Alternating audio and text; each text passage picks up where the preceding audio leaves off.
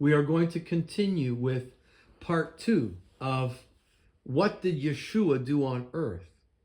And we are going to read about how Jesus delivered a demon-possessed man from his demons. In this case, we read, Jesus climbed out of the boat. A man possessed by an evil spirit came out from the tombs to meet him. This man lived in the burial caves and could no longer be restrained, even with a chain. Whenever he was put into chains and shackles, as he often was, he snapped the chains from his wrists and smashed the buckles. No one was strong enough to subdue him. Day and night he wandered among the burial caves and in the hills, howling and cutting himself with sharp stones. When Jesus was still some distance away, the man saw him, ran to meet him, and bowed low before him. With a shriek, he screamed, "Why are you interfering with me, Jesus, Son of the Most High God? In the name of God, I beg you, don't torture me." For Jesus had already said to the spirit, "Come out of the man." A crowd soon gathered around Jesus, and they saw the man who had been possessed by the legion of demons. He was sitting perfectly sane, and they were all afraid. There are many more instances of how Jesus healed people from their physical diseases and delivered them from spiritual oppression. And this is what we read prophesied in the Tanakh, that the Messiah is going to heal people, raise people from the dead, and deliver people from demonic oppression and many more good things. Good Shepherd. One of the names that Yeshua referred to himself as is the Good Shepherd. A familiar passage in the Hebrew Scriptures naming God as a shepherd is found in Psalm 23. The Lord is my shepherd. Psalm 23, and verse 1. The Tanakh further distinguished between shepherds who were good and those who were bad. We see God as a good shepherd in Ezekiel. For thus said the Lord God, "Here am I. I am going to take thought for my flock, and I will seek them out, as a shepherd seeks out his flock when some animals in his flock have gotten separated.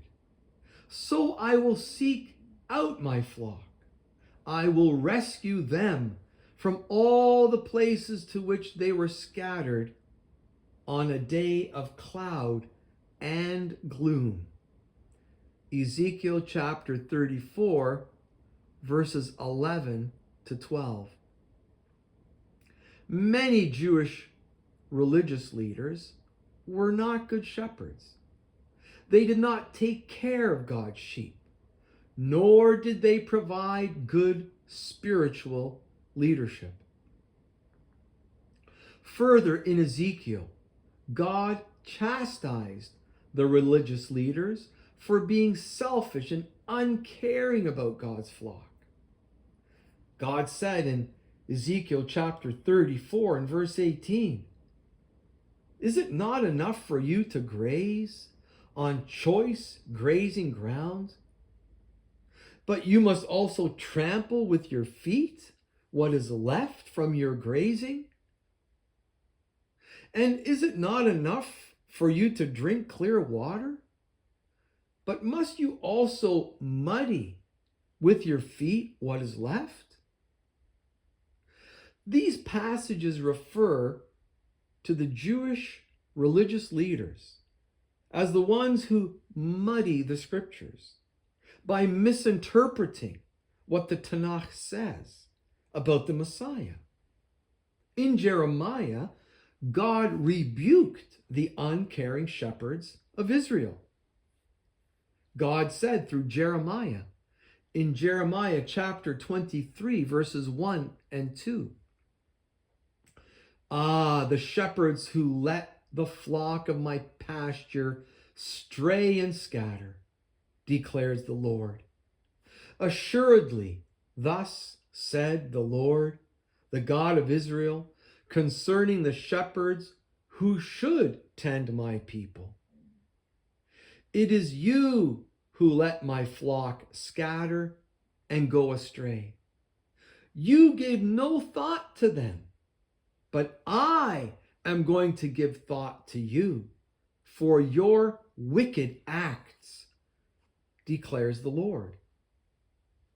Not only did these evil shepherds act in the callous ways and satisfy their own pleasures and desires, they also led those entrusted into their care away from God.